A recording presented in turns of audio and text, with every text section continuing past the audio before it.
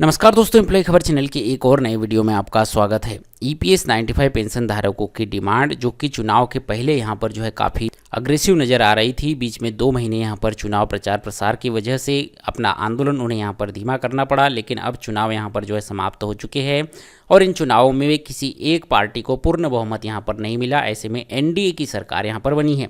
इसी को ध्यान में रखते हुए नेशनल एजिटेशन कमेटी की ओर से एनडीए के जो भी सांसद विधायक है उनके लिए एक स्पेशल प्रपत्र यहाँ पर जो है तैयार किया गया है और जो सांसद यहाँ पर जो है चुनकर आए हैं जो कि पार्लियामेंट में यहाँ पर जाएंगे उनके लिए एक प्रतिलिपि तैयार की गई है। इस पत्र में यहाँ पर जो है डेट नहीं डाली गई है, क्योंकि जब भी जिस सांसद को यह पत्र दिया जाएगा यहाँ पर जो है डेट डालकर उन्हें जो है यह पत्र दिया जाएगा, साथ ही उनका नाम यहाँ पर जो है लिखा जाएगा। विषय स्पष्ट रूप से दिया गया है कि ईपीएस 95 पेंशनधारकों की न्यायोचित मांगों को मंजूर करवाने हेतु यह पत्र लिखा है। साथ ही जो भी सांसद महोदय यहाँ पर जो है चुनाव जीत कर आए हैं उन्हें जो है बधाई यहाँ पर दी गई है। साथ ही एनएसी राष्ट्रीय संघर्ष समिति ने बताया है कि वह 78 लाख पेंशन धारकों के लिए कार्यरत है और 27 राज्यों में उनकी समिति यहाँ पर जो है कार्य करती है। इस पत्र में आगे ईपीएस 95 पेंशन धारकों के बारे में लिखा है कि जो भी सांसद महोदय पेंशन धारकों के संसदीय क्षेत्र से आते हैं उन्हें अवगत कराने के लिए पत्र लिखा है। उन्हें बताया गया है कि ईपीएस 95 पेंशन धारक सरकारी उपक्रम, सार्वजनिक, सहकारी और निजी संस्थानों में 30 से 35 वर्ष यहाँ पर जो है कार्य करते हैं और यहाँ काम करते समय वह 417, 541, 1250 रुपये का अंशदान देते हैं। इसके बावजूद उन्हें औसतन 1170 रुपये मासिक पेंशन मिलती है। इतनी कम पेंशन में पेंशन धारकों का गुजारा करना यहाँ पर जो है मुश्किल है। 2013 में कोश्यारी समिति ने ईपीएस 95 पेंशन धारकों को न्यूनतम 3000 पेंशन देने की यहाँ पर डिमांड की थी। साथ ही महंगाई भत्ते की भी सिफारिश की थी, परंतु 2014 में जब संशोधन लाया गया तो केवल 1000 रुपये न्यूनतम पेंशन यहाँ पर बढ़ाई गई, जबकि 36 लाख ऐसे पेंशन धारक अभी भी है जिन्हें जो है 1000 रुपये से कम पेंशन यहाँ पर मिलती है। और वास्तविकता यह है कि पेंशन धारकों की मृत्यु दर देखी जाए तो 200 से लेकर 250 पेंशन धारक प्रतिदिन यहाँ पर जो है स्वर्ग सिधार रहे हैं। ऐसे में पिछले 7 सालों से जो एनएसी राष्ट्रीय संघर्ष समिति की डिमांड रही है वो भी जो है यहाँ पर लिखी गई है।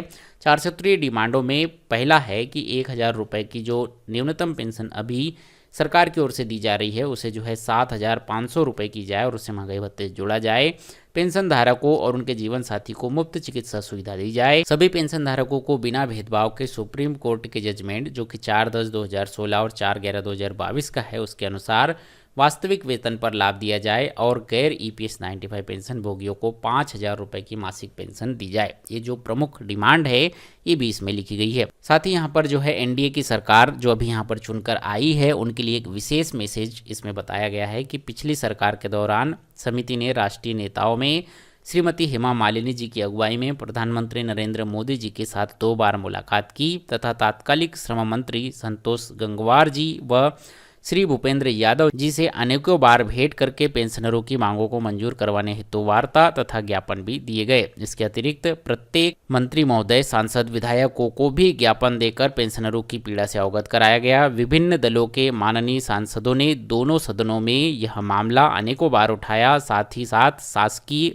स्तर पर अनेकों बार द्विपक्षीय व त्रिपक्षीय वार्ताएं भी हुई। इतने प्रयासों के बाद भी कोई सार्थक परिणाम निकल कर नहीं आया, जिसमें देश भर के पेंशनरों में निराशा व्याप्त है। अतः आपसे अनुरोध है कि कृपया अपने स्तर पर प्रत्यक्ष ठोस कार्यवाही कर प्रधानमंत्री जी व माननीय श्रम मंत्री जी तक हमारी करुणा भरी पुकार को पहुंचाकर संसद के आगामी सत्र में वृद्ध पेंशनरों को न्याय प्रदान करवाए, जिससे कि वृद्ध पेंशनधारक सफलतापूर्वक जीवन जीने का अवसर प्राप्त हो सके। इस तरह का एक पत्र एनडीए की जो नई सरकार बनी है उनके सांसदों के लिए तैयार किया गया है। साथ ही प्रधानमंत्री नरेंद्र मोदी जी के भी नाम इसमें जो है एक पत्र की प्रतिलिपि लगाई गई है।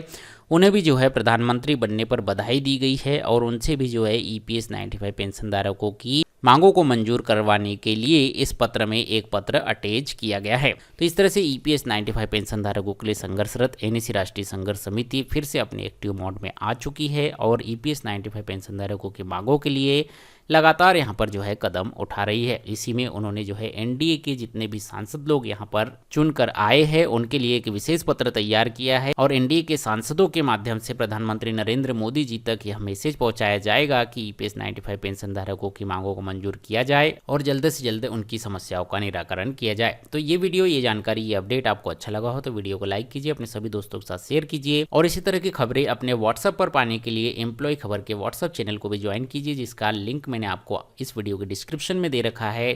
साथ ही कमेंट बॉक्स में भी पिन कर रखा है, जहां से जो है आप एम्प्लॉय खबर के व्हाट्सएप चैनल को ज्वाइन कर सकते हैं और अपने व्हाट्सएप पर इस तरह की सभी खबरें प्राप्त कर सकते हैं। मिलते हैं आपसे अगली वीडियो में, तब तक के लिए जय हिंद, वंदे मातरम।